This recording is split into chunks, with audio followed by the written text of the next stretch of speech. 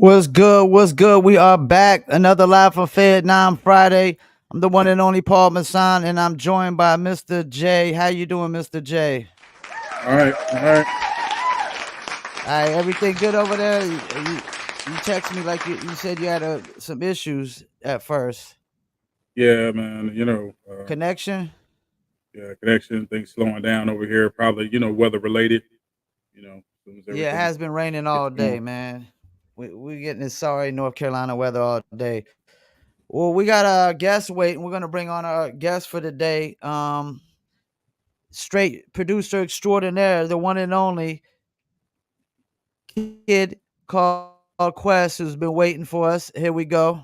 Yo, what's going on? What's going on? Kid called Quest, how you doing, man? Cooling, man.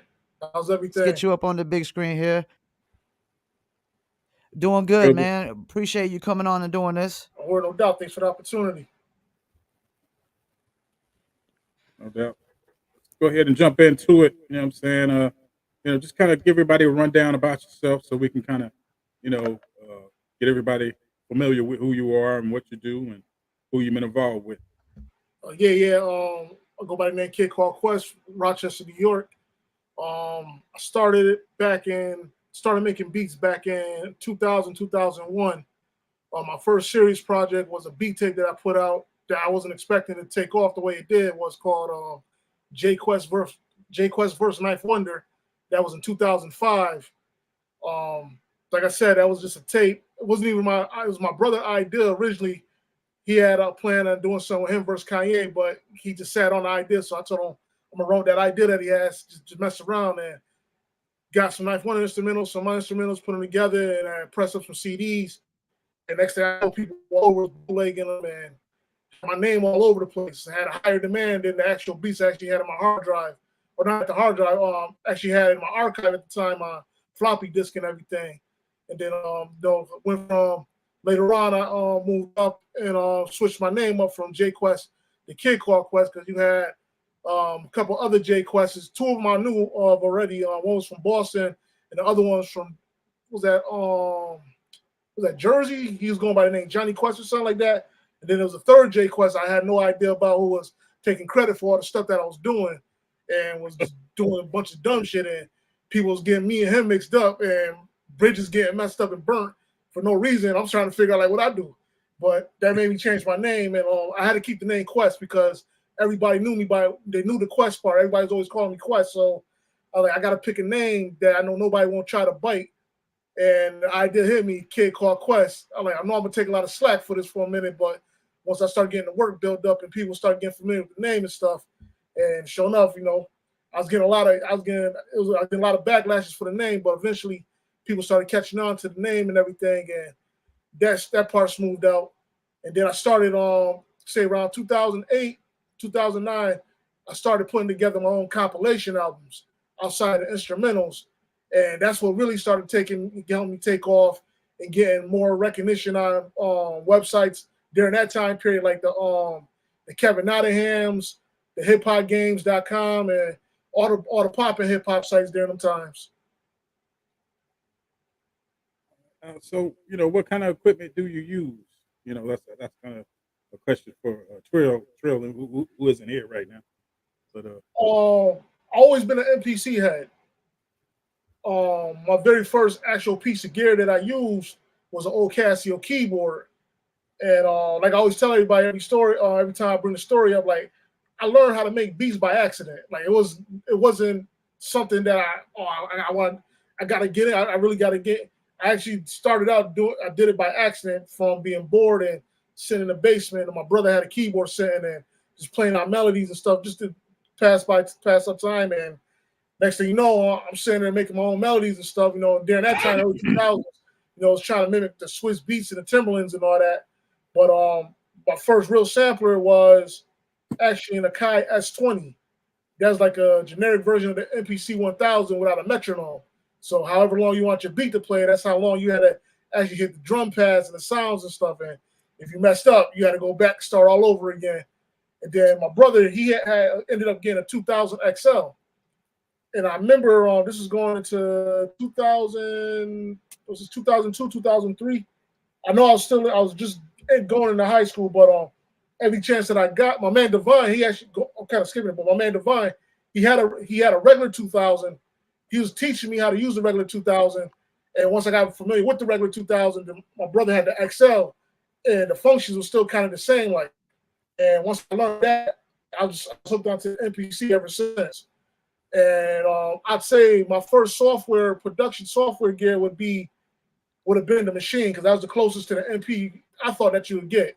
But as you can see, I'm back on the MP.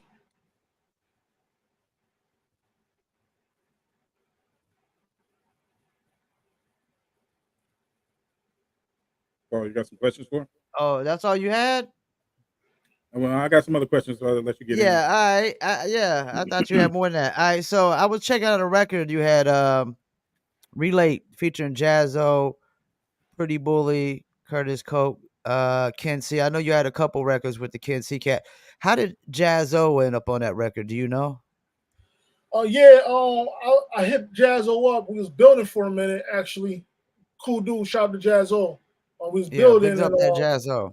we was talking about different gears and stuff, like how things have switched over the years and all that.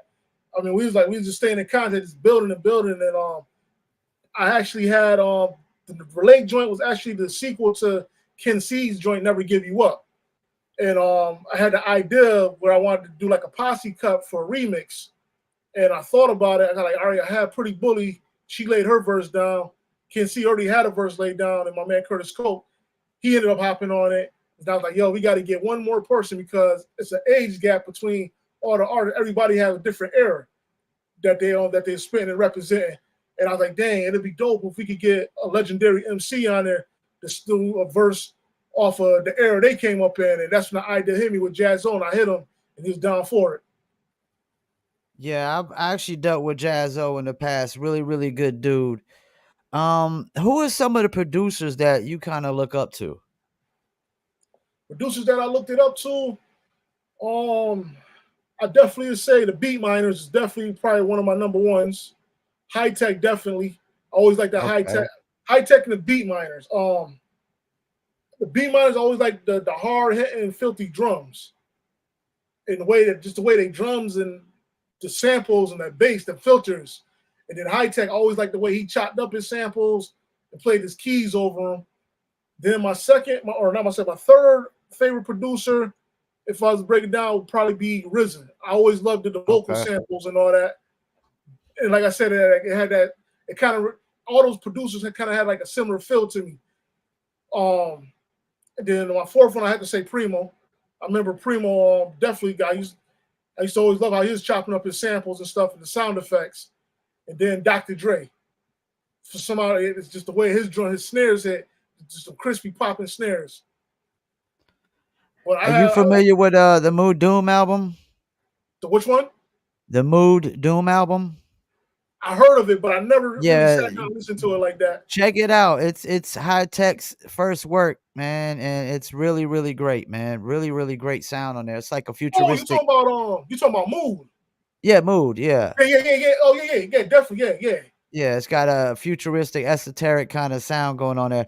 Now, I was checking out your Bandcamp. Do you think that not enough artists are focusing on the Bandcamps? Definitely.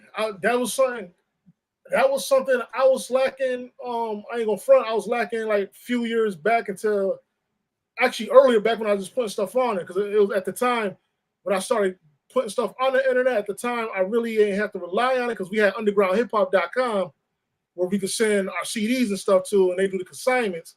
And Bandcamp was just secondhand, so that was like secondhand change. So if somebody bought something on it and went to the PayPal, they bought it, but it really wasn't no main focus. But now looking at it from how the streaming game is now, where all right, you putting all this money into getting a project made, getting mixed, master, getting artwork done, a promo, and they only giving you like not even a full penny for a stream.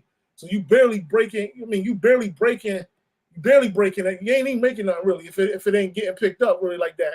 And that's when it hit me. I'm like, yo, you know what? That's what Bandcamp really should be the main focus when it comes to the online music distributing, because you get your money up front and you got control over it and you can push it, and you don't got to really worry about some of the sample issues and stuff. How some of the other streaming platforms, distributors be picking up on when you upload stuff. Yeah, they detect the samples and stuff. Yeah. Well, I say Bandcamp's definitely something I think. So Bandcamp doesn't detect the samples? Nah. Wow, man, I'm glad you told me that Yeah. because I got so many records that we couldn't release because of the samples. Yeah, Bandcamp don't detect them. I remember on my man Jay Hustle when we did this project, The Reflections.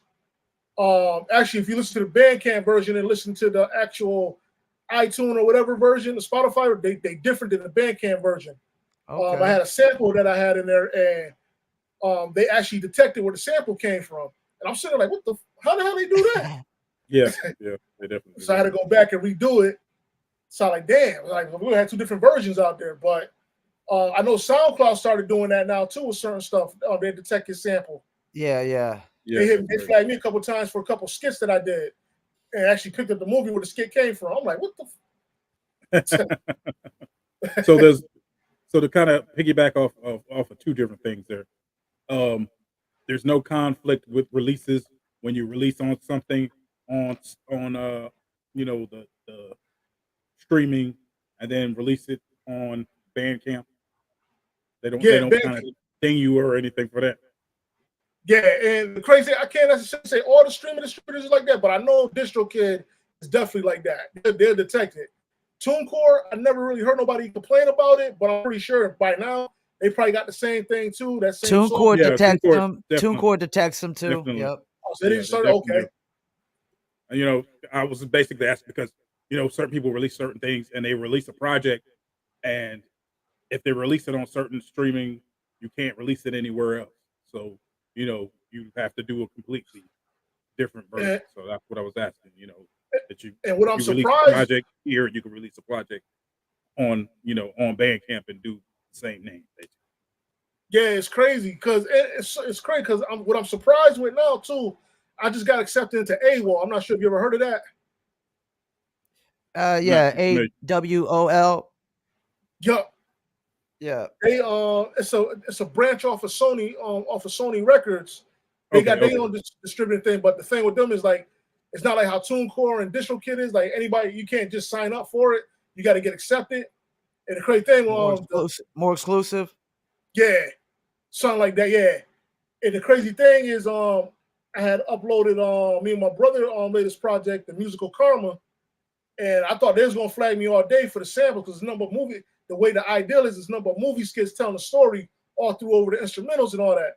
But they got the thing under there that says they won't flag you for samples, but it's up pretty much you're at your own risk. Yeah, yeah, yeah. yeah. Other people will come for you. Yeah, other people could possibly come Well, for you, that's but probably how Yeah, it is with Bandcamp then, because I mean, if you sell, 1 million records on Bandcamp with a sample, I'm pretty sure that's gonna catch up with you eventually. possibly. I think Yeah. the threshold is at least 100,000 before somebody kind of comes and starts looking.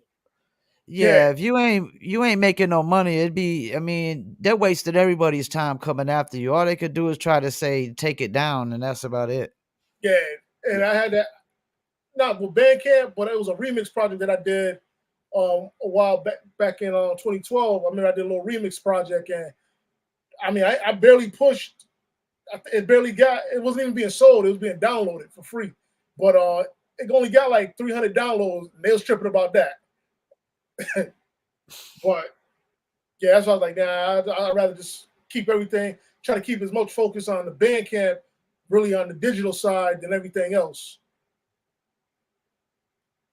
definitely. As far as the splits, um, we were kind of talking around the financial part of it. As far as like the splits with different artists, how do you decide how you want to work that out? Like if I you're be doing a I always be telling artists get their BMIs and their ASCAPs situated, so that way we can have everything properly registered. So something happens to get picked up or sold or whatnot, at least you get some back end off of it. I know DistroKid and TuneCore they do the splits where they set it up for you. AWOL, I'm trying to see how that's gonna work out because, like I said, everybody can't get accepted to it.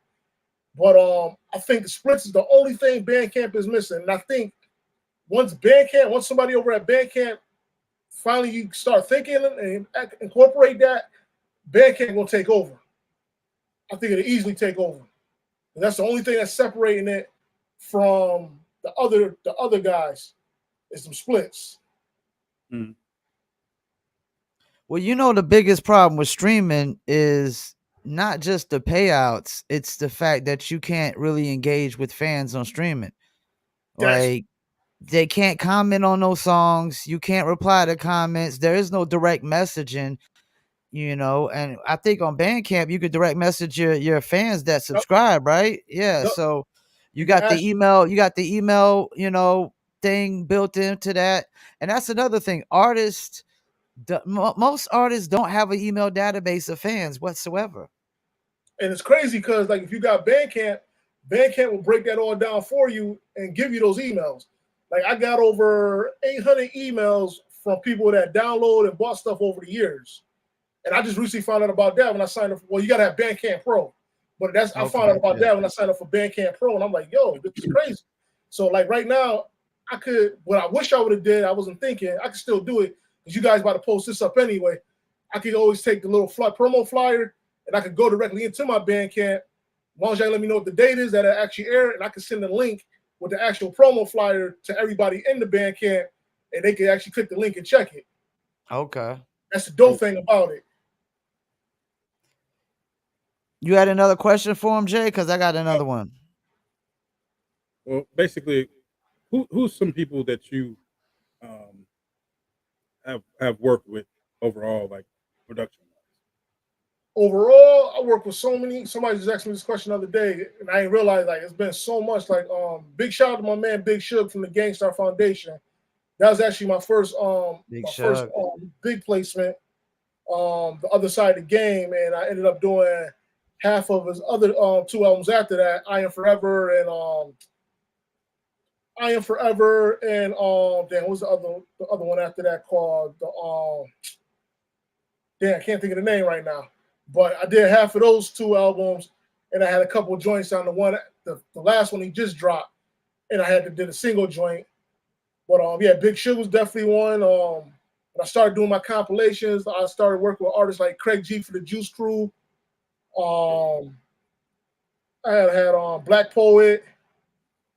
I was actually, it was great. That's another Gangstar affiliate. Yup, Screwballs. Yeah.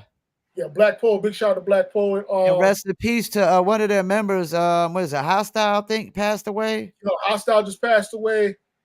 I think is it Hostile? I believe KLC passed too. I think it's only two members left.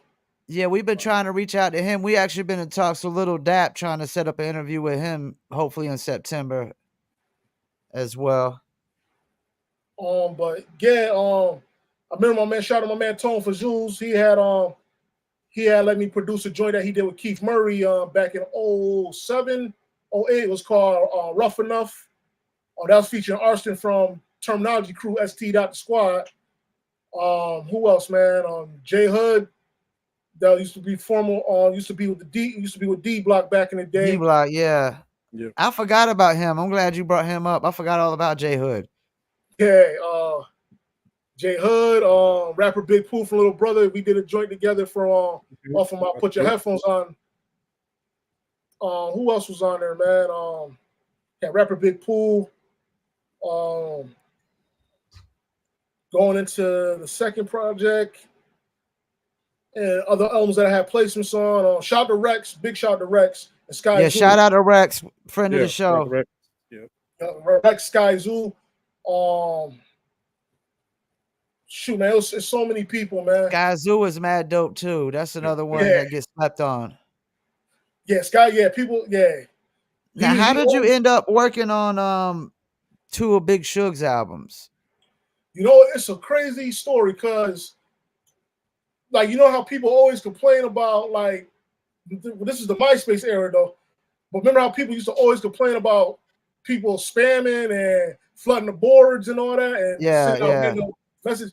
I happen to be one of them people, and I always strongly believe, like, yo. Me too. Me too. And the thing is, it's got crazy right some of now the because things we got. it's crazy right now because people to this day still cry about, yo, why people spamming? Like, bruh, what we doing is no different than what these movie companies be doing on our TVs when they put these commercials every 5 minutes when you're in the middle of watching a good show. I like if you doing music, whatever you doing, whether you a cook, whatever, you got to get your word out to people so people will know. one post here, one post there is not going to cut it. No different than a telemarketer. Yeah, no different. Somebody calling you 100 times a day.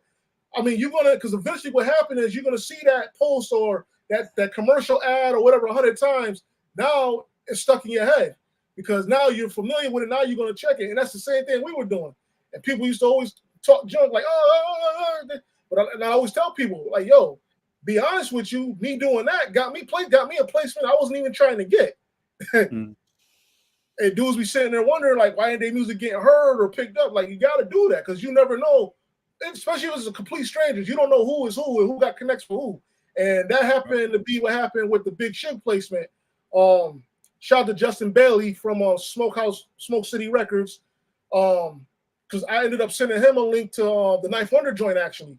And he hit me back like a couple weeks later. He's like, yo, send some beats. He said, I'm working with a couple artists.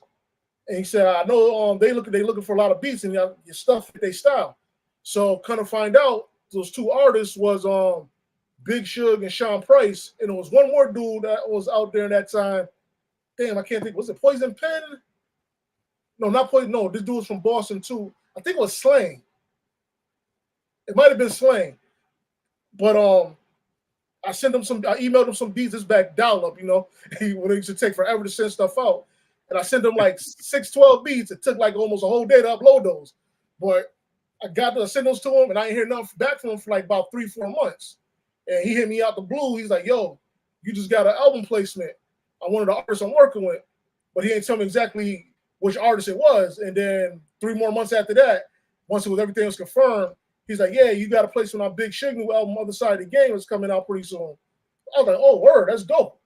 And that's how that he actually the one that told me about the ass caps and everything. He said, get your ass cap and everything situated because you got to make sure everything's properly registered and all that. And I ended up talking with this one dude who's worked with all the artists at the time. What was his name? Dan Green. Dude named Dan Green. Because he's working with AZ and all them at the time. I think I've heard. Yeah, I think I know Dan Green. Hey, I kind of talked a little bit with him because he was working with a producer at the time called Lee.sten.to. That was getting a lot of placements and a lot of stuff, but that's how I got my first placement. Just sitting there promoting, clicking, see a stranger who's in the music. Hey, check this out, bam, bam.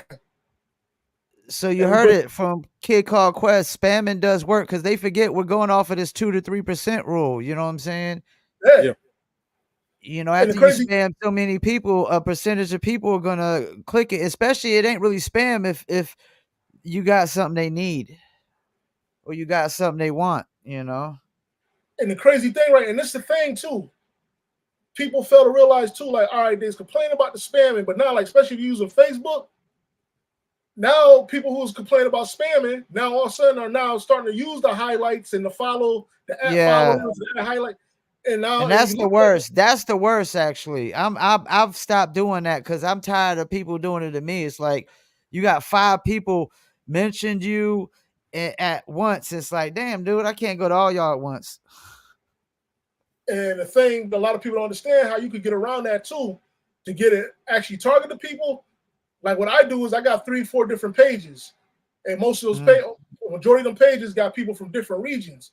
So if I got one post I'm trying to promote, I go to my other page and go to that main page that I'll be on, and I'll add follow at them. So all those people get hip to that and check all that check them posts out on that one page and keep everything going. But that's what they're trying to do now. They say, if you got 5,000 followers, only 300 of them people are seeing your posts. All right, we're about to get to a quick commercial break, and we're coming right back. Tropical drink. Are we drinking? Me and my team, whenever we link up, they're gonna be drink up. We sit down and relax and have few glasses when there's things to think about. Like I'm nice with the boss when I tend to the bars and I'm not talking drink up. So tell the bartender that's tending the bar to please pass me a big cup up. And tell that waitress that's waiting on us to put a little ice in it. Now watch the ice become weightless like the spaceships that I be sitting in. No wait and listen, no, they're waiting for that tropical twist that'll tickle your taste buds. Now taste some. Yo, I insist it's the drizzle.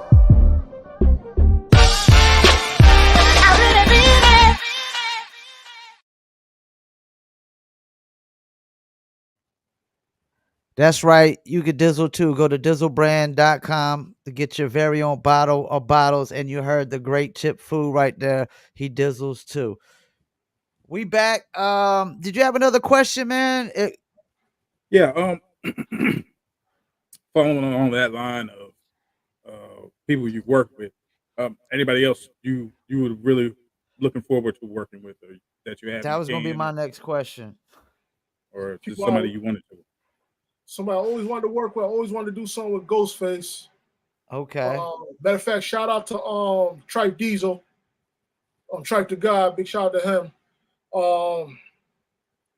Who else, man? I always wanted to do something with AZ. Definitely want to do something with I definitely wouldn't mind doing a joint with damn, why I can't think of people's names. Um damn. There's so many people I want to work with and do stuff with. But definitely Rick Ross definitely be one. Um Rick Ross, um shoot, did I say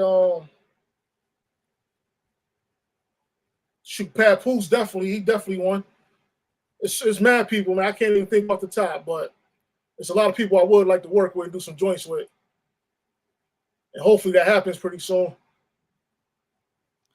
Well, I heard your production, so you fit with all those cats you named, man. As long as you just keep getting your name out there, I'm pretty sure you're gonna cross paths with all of those cats. Yeah, thanks, man. Let's get you out on this one. As far as uh, the production, your production sound, how do you feel about just the overall sound of what's going on right now? What's being pushed commercially? Um, it's crazy right now. I think what's going on right now is there's a lot of people that's lacking identity. Like that's the big problem right now. I can't necessarily say it's because people are now putting out their drum packs and all that, and it's just narrowing down. It's narrowing down the sound to just one specific sound. But I don't know. It seems like a lot of people's not putting that much. You got very few that put actual effort and quality into the work that they make.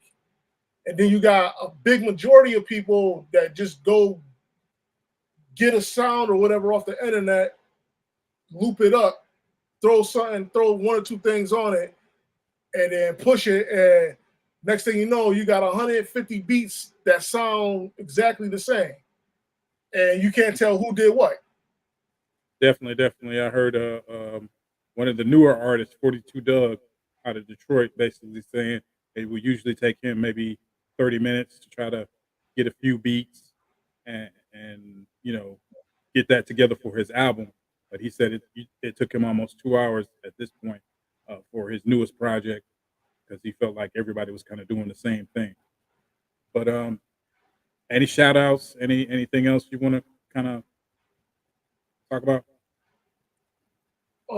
Big shout out to DJ Chris G from Straight from the Underground. Shout out to Jerry Graham.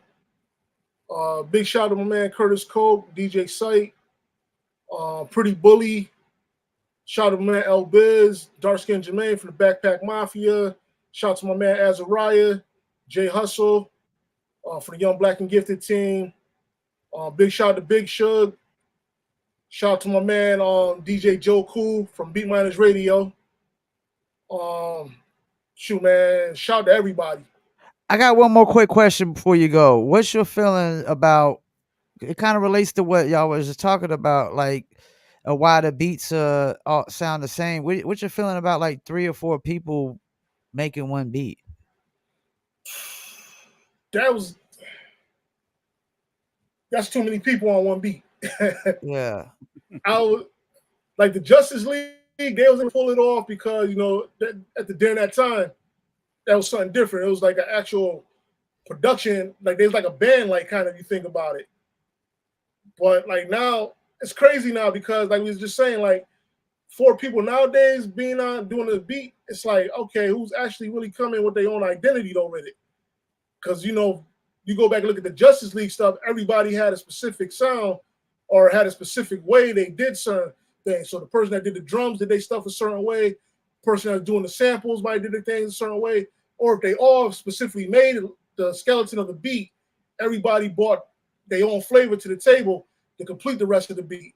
And it's like now, like we was just saying, like everybody got the same sounds and everything. And it's like how many people are actually sitting there. I got this looped up. Okay, I'm about to come and loop this up. Oh, I'm gonna add this on there.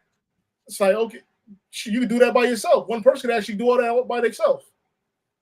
Yeah, And I hate to see what the it splits makes be like. no sense. Yeah. And then you don't know who did what. And then everybody probably want to take credit for making that beat themselves. Yeah. And then it's like it's not like how it was. Like I said, like the Justice League, they was one of the only few that could actually get away with that because everybody had their own unique own style. And it's just like when you think about like Dr. Dre with Scott Storch in them. We all know Dr. Dre got some little drums. We know Scott Storch is crazy on the keys. And we know what's his name is nice with the bass. Battle Cat and all. And then what's his name? Daz. We all know that the dude's ill when it comes to samples and the bass and all that. But now, like I said, now it's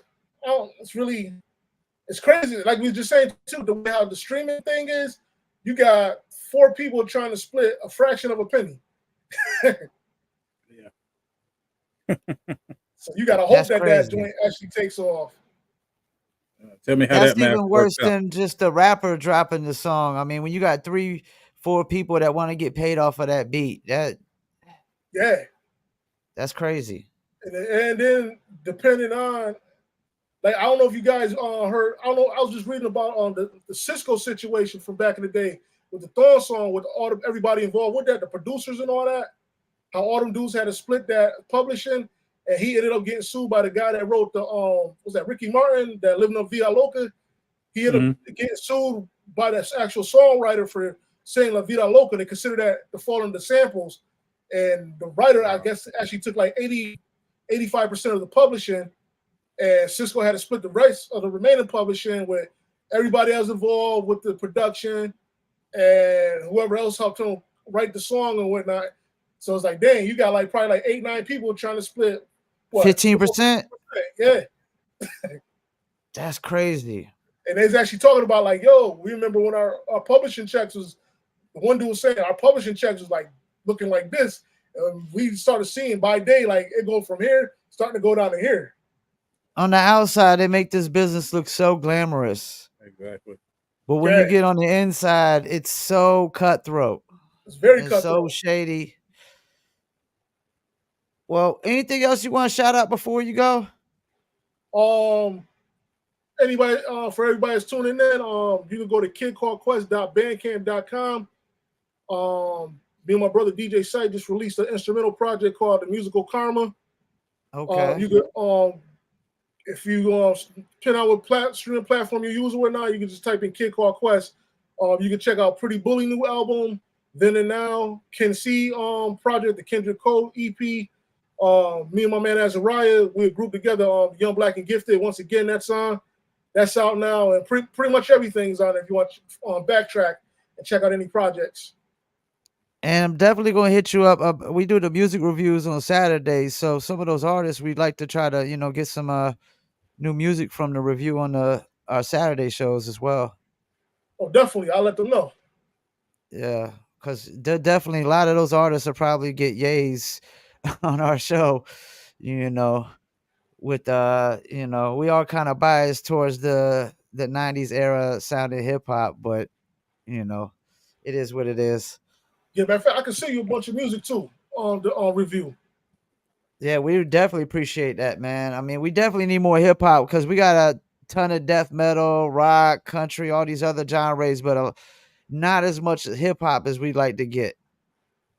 We're definitely, I'm just send me the email to send it to in the messenger, and I get that over to you. Matter of fact, soon after we get off. I do that because that was me that replied to the one when you was talking about the StreamYard, asked if we was doing StreamYard. Okay. Yeah, that was me to reply. So I'll reply to you back on there and send you the email and whatnot. All right, cool. Well, man, we appreciate you coming on, man. Yeah, We're about to get off here and debate this little topic. and whatnot. But we're gonna as soon as I get off here, we're gonna clip up the interview too, put out a bunch of clips, man, and till we run out of clips and whatnot. And you're a friend of the show, man. So if you ever want to come back on, just hit us up, man. Definitely, man. Appreciate it. Appreciate you, man. And we definitely gonna make sure we chop. I gotta chop up the Big Sugar. Make sure we tag him in it. Okay. All right, take it All easy, right, man. man. Have a nice night, man. All right, you too, man. Enjoy your weekend. All right, peace. Peace Easy. out. Really good dude, man. Nice dude right there. Yep. Damn, I didn't know he did like 2 of Big Suge's albums, like half of his albums and whatnot. You know, Yeah. Big Suge definitely being engaging with the content as well. I didn't see those topics that you sent to me, but I got something that I do want to discuss. All right. Eminem's album. Did you listen to any of it? I've heard the 2 singles, one with him, of course, the initial Houdini, and the other one. Okay, so you heard the second single. What'd you think about that one? The Second single Toby joint. Toby, yeah. That's definitely dope. I like that one too. I like it better than the Houdini. Yeah, and I think that's the problem. Like we were talking before, of course, it was the lead in. He kind of wanted to give people some nostalgia from his, last album, last Slim Shady album, and that's how he kind of starts things off with the kind of jokey stuff. But we people of a certain age, we kind of over that, so we kind of gravitate a little bit more to the joint like Toby. He's kind of keeping it current and giving you some of that classic lyricism too. So that's definitely dope. John Jones tuned in. Appreciate you, Jones. Peace. I mean, I like the Toby joints better than Houdini, but I went through the album. I know why people don't want to give Marshall's flowers, man. And I don't blame them, man. Like, okay, some of the songs, there's, some Slim Shady in there. Here and there, they sprinkle in Slim Shady here and Slim Shady there. Mm. But man, it's still a mediocre album, man. It's like, I don't care if it fits with the times. I don't care if it's got some nostalgic in it. It's still a mediocre album, man. I understand why people feel like he shouldn't be where he is. You know why? Cause he shouldn't be, man. He's not even. I mean, I could think of a lot of white rappers, man, that are iller than Eminem. I could think of a lot, man. Ill Bill is one of them. Apathy's another. I'll take Rod the Rugged Man over him. I still gotta go with Everlast. I might even take Gore-Tex, Ill Bill's partner in crime. I mean, there's just Eminem's delivery isn't the sexiest sounding thing to me. His voice is very irritating. I think people just solely go off of the lyrics and the lyrics only, man. The production is mediocre at best. He hasn't had a great produced album to me since Dr. Dre stopped producing all his stuff. I think that was like really like what did it for me of like he's just not as great as to me his music is not as great as the sales reflect, as the reaction reflects, as I mean these people that go in and say it's trash and garbage, and most people be like, oh, they're just hating, they're hating. No, man, they're just telling the honest to God truth, dude. I hate to say it. I don't know if that's entirely. I mean, it's all subjective anyway, but it's not as trash as everybody wants to believe it is, and it's not as great as everybody wants to Nobody's believe. hating Nathan Robinson. Go to sleep. It's past your bedtime. Go to sleep. That's not as great as everybody wants to Eminem make it out. nowadays does But not sound as good as Slim Shady sounded. After the um, second, I mean, like Lose Yourself, that was an okay record. I'm not gonna lie, that was a good record, but Eminem is got more not the than Lucius, best though. white rapper, Nathan Robinson. You're not even old enough to have this conversation, man. Go to bed. Go drink some milk and go get your milk and your cookies, man. Don't fucking call me a hater, man, when you don't fucking know me. Oh no, this is Nobody's hating. The music is not that good. I'm sorry, man. If I work on an album tomorrow, my shit is gonna be way better than that. I think a lot of I will not stop it. Go to bed. what You calling me a fucking hater? Talking about the best white rapper. You can't even fucking spell, man. You can't even spell, and you call me a hater. Go to bed, Nathan. No, I'm not hating. The music is mediocre. It's average at best. Prove like I me said, wrong, man. it's got to be more than lose yourself. Got to be more than lose yourself. But I there's mean, so Rap many God other was tracks. alright. Rap God was alright, but that was the only record that was alright on that album. I mean, Eminem does not put out these great albums, man. I don't care what anybody says, man. His albums have been mediocre, average at best. A lot has to do with the production. That's I think why the his Marshall rhyme Mathers speeds album. and patterns be the same. I think the Marshall Mathers album was one of the dope ones.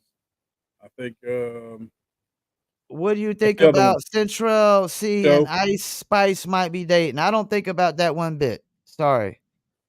Central C and who I don't cares think about that about that stuff? one bit. And guess what? I don't and I'm not a hater because I don't think about it. It just doesn't fucking interest me. I'm not interested in who the fuck is dating who. I don't give a rat's ass what celebrity dates what celebrity, man.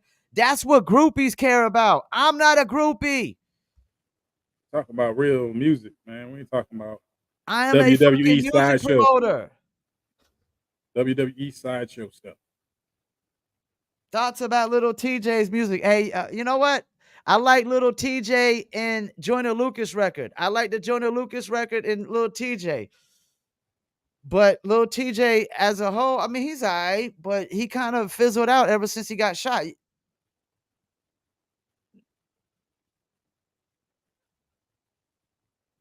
I mean, anything else you want to ask us, Nathan? Back to Eminem. I mean, it's mediocre, man. It's average at best, man. I just don't get why so many people just clamor and run to M's dropping. We gotta talk about it. I don't get it. Because he's put in such high esteem by not just by people but by other MCs. I mean, man, it might be Voice because to he's white, though. They 5'9". might be right, man. They might be right. It No, might be because no, he's no, white, dude. no, no, no, no. Because I'm it not can't going be with the that. music, man. It I'm can't not be the going with that. music. I'm not I going with used to that. think that. I used to think that it like, yeah, you know, hey, it can't. It used to piss me off when people would say that, but now I'm starting to kind of If like that's agree the with them. case, then Vanilla Ice is one of the greatest rappers ever. But nah, As nah, far I'm as not going with that. I'm not as going with far as hit record sales and I'm not going with impact at a specific time, Vanilla Ice is one of the greatest ever. I'm not going with that. This is the thing. When you talk about greatest, you got to be We're talking about specific what you're MC. talking about. You got to be specific what you're talking about. Like if you're talking Specifically about MCs. just rhyme skills alone, catalog of your music alone. Okay, yeah, Vanilla Ice is basic as fuck. But when I think of greatest, I don't think of just like the dopest rapper ever.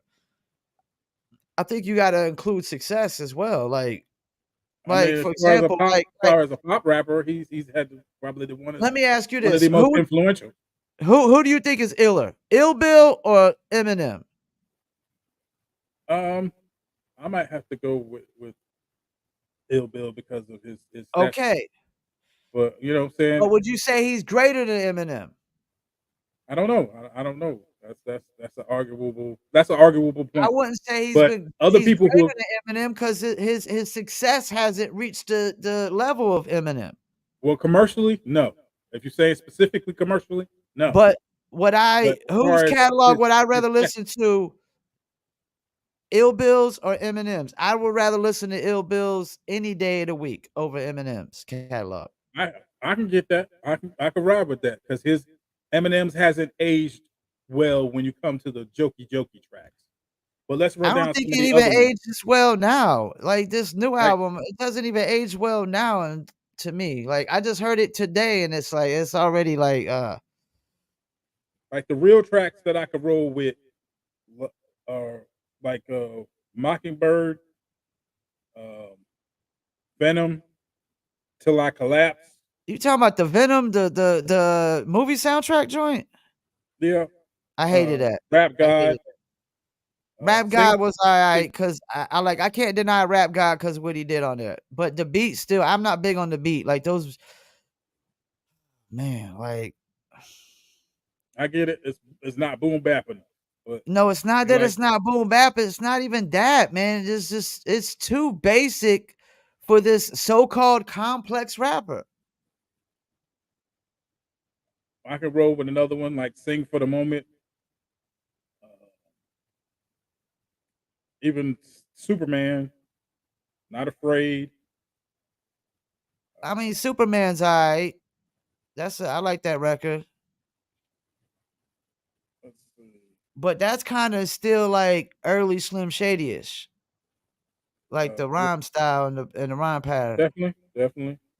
The Way I Am. Uh, And I didn't too much mind Eminem when he did the Royce the 5'9" album. But even then, if you listen to the album he did with Royce the 5'9", Royce the 5'9" like out rapped him on every single song. As far as I'm concerned, Royce the 5'9" out rapped him on every single song on that Royce the 5'9" and Eminem's last album. I think that was arguable. That song he But did with the song he did with Logic. Logic killed him. Logic out rapped him. I don't care what anybody says. I don't know about Logic using the N-word. I think somebody might need to beat him up because I think that's still questionable. Logic look about white as me. I don't care what anybody say. yeah, well, yeah, that's people going to get on him for. But I mean, he is black. Nathan, nobody's hating. Go to bed. Get your milk and cookies. Get your milk and cookies. Stop calling me a hater, man. Just because I don't like something don't mean I'm hating. That's the problem with you little kids, man. Y'all think everybody hating just because we don't like everything. You gotta be liberal, man, to call me a hater just because I don't like something you like. Come on, Gotta be. Go to bed, man. come on. Go get ready to go to bed, get your sleep like Sleepy Joe. Get your milk Come and on, man. cookies. Nah, man. And you're not our only viewer, Nathan. We've been doing this for a long time, man. Now.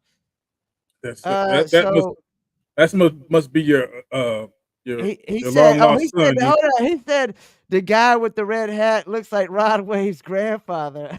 wow. That can't be me because unless Rod Wave's grandfather is a white dude. Hold on. He said Eminem a little baby's music. Why would you?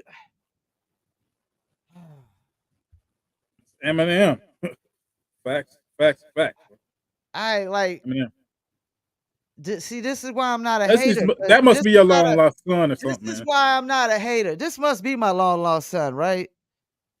He mad because you ain't give him No no child child support. support. I ain't damn claimed him. Yo, okay. I don't hate. First of all, you can't spell Eminem. You must not be from America. You must be from overseas. I don't hate. I like that's the thing. I'm not gonna deny Eminem to the point where I'm gonna say he can't rap better than Lil Baby. Like I'm not gonna go that far, you know. And we from North Carolina, we prefer Da Baby over Little Baby. But yeah, Eminem over Lil Baby. Definitely all day. Y- Wow.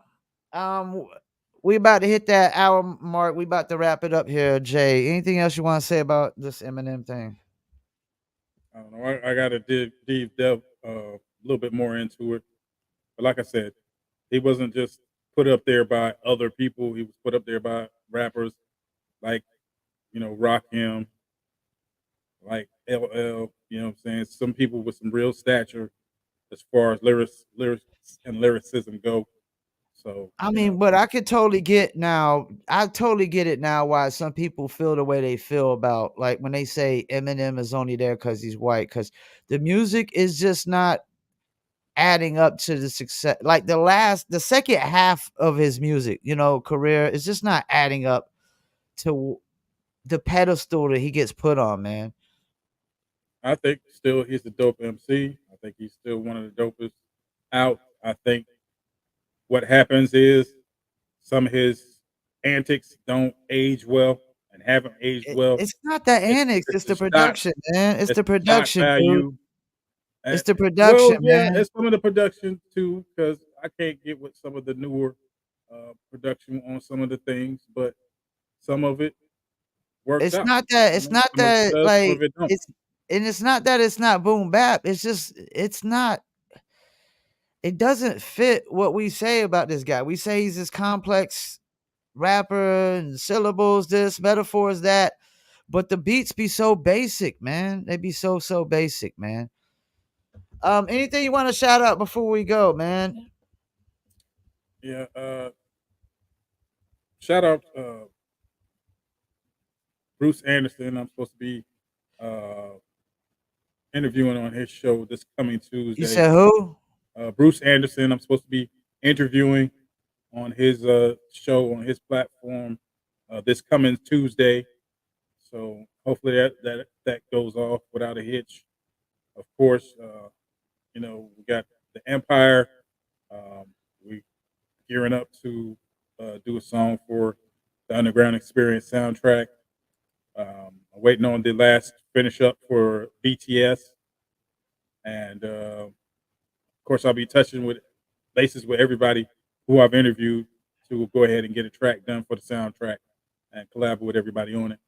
So shout out to everybody who's been involved and who is going to be involved in what we're doing. I want to say shouts out to Nathan Robeson. Appreciate you. I actually appreciate you tuning in and staying on here, man. It says, hey, never give up on this. Keep grinding, keep posting, streaming. Great stuff. Never comes easy. Oh, yeah, man. I mean, we've been doing this podcast for about 9-10 months now, clipping up content every single day. We got music reviews tomorrow, Saturday, 5 p.m. Eastern time. If you make music or know somebody who makes music, tell them to send it to us at livefromfayettenam@gmail.com. Also, I want y'all to go check out the Paul Pickett podcast. I just did 3 new interviews. I did an interview with a female bare knuckle fighter out of the UK, Melanie Shaw. I did an interview with Edgar, the Dream Killer Plaziola, who's upcoming 3-0 BKFC fighter. And I did one with a guy who reached out. Second BKFC fighter has reached out to me about an interview. That's how I know I'm doing something right. You Dope, know what I'm saying? dope. Second cat, Blaine, what was it? Warbritain about to have his first fight in Kansas City BKFC coming up. I think next month, if I'm not mistaken. I think it's July is sometime in July 26th. I forgot the exact date, but he's definitely a friend of the show. That's my second bare knuckle cat that actually reached out to ask for an interview. I trying to brag, but that didn't happen when I was doing some other bare knuckle podcast before. And We shout didn't out have. to Freddie Laps. Shout out to Freddie Laps. I just did a blog interview on him. That's up Oh, and on the we'll Underground send that over Experience. so we can post that to our Medium page as well. And we got tomorrow we got Jay Cobb on. We're gonna interview Jay Cobb. Who do we got next week? Next Friday, who we got? Next Friday. Let me see if I can pull up real quick who we got next Friday. We still got a few interviews lined up. We still got Bimalik, Barbara Miles. We still got rescheduled Punchline, Mr. Servon from No Limit. We got Kid Sensation, the 20th. We still got Minnesota. We got Drasmatic. That's who we Yeah, got Brad next Matt week. next week. We got Brad Matt. Drasmatic next week. And we still Yeah. got Cooley High in August. And we still got Bishop Omega. We still got a lot of interviews lined up, man. And we're going to keep pumping them out, man. All right. Well, anything you want to shout out before we go? No, that's about be it. That's it. Appreciate Like y'all I said, tuning in. check out Peace. theempiremusic.com. Check them all the out. music is up. Remember, every Friday, 7 p.m., Saturdays, 5 p.m. Appreciate y'all tuning in. Peace. We out. Beats by Trill, straight Killerville, dog.